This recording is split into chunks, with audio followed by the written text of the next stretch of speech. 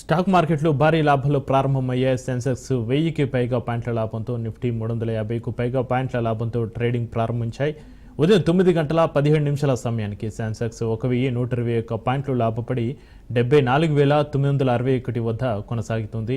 ఇక నిఫ్టీ 348 పాయింట్ల లాభంతో 22,744 వద్ద ట్రేడ్ అవుతుంది.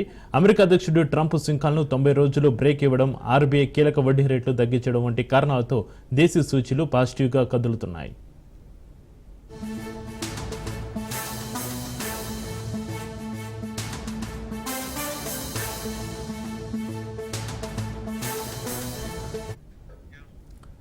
స్టాక్ మార్కెట్లు భారీ లాభాలు ప్రారంభమయ్యాయి. సెన్సెక్స్ 1000కి పైగా పాయింట్ల లాభంతో, నిఫ్టీ 350కు పైగా పాయింట్ల లాభంతో ట్రేడింగ్ ప్రారంభించాయి.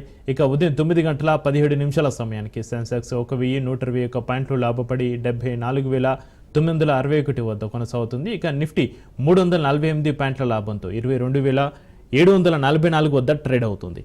అమెరికా అధ్యక్షుడు ట్రంప్ సుంకాలకు 90 రోజులు బ్రేక్ ఇవ్వడం, ఆర్బీఐ కీలక వడ్డీ రేట్లు తగ్గించడం వంటి కారణాలతో దేశీయ సూచీలు పాజిటివ్గా కదులుతున్నాయి.